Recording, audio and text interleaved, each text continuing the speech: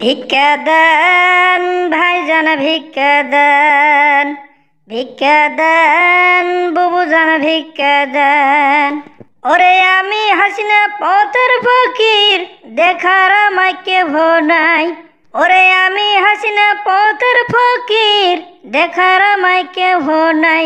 তাই রাস্তায় রাস্তায় ভিক্ষা করি ভাতের আশায়, ভাইজান ভিক্ষা দেন।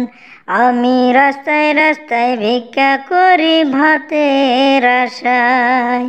আরে আরে, আমি কি দেখতাছি? মমতা দিদি, আরে ও মমতা দিদি, আরে দেখো দেখো, হাসিনাপা গান গেয়ে ভিক্ষা করে বেড়াচ্ছে।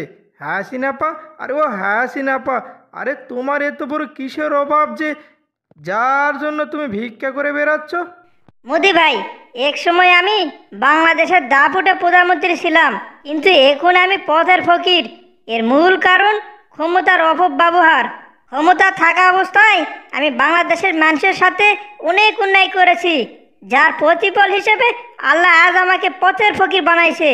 মোদি ভাই, আমার যা হবার হয়েছে, আমার মতো যেন তোমার না হয়, সেই জন্য তোমাকে কিছু কথা বলতে চাই। মোদি ভাই, জোর করে কখনো ক্ষমতায় থাকবে না।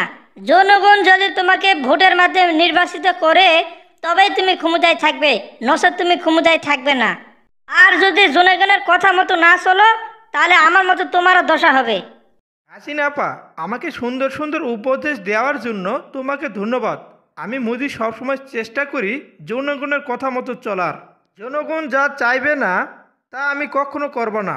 হাসিনাপা, তুমি ভিক্ষা করা বাদ দিয়ে আমার বাড়িতে চলো।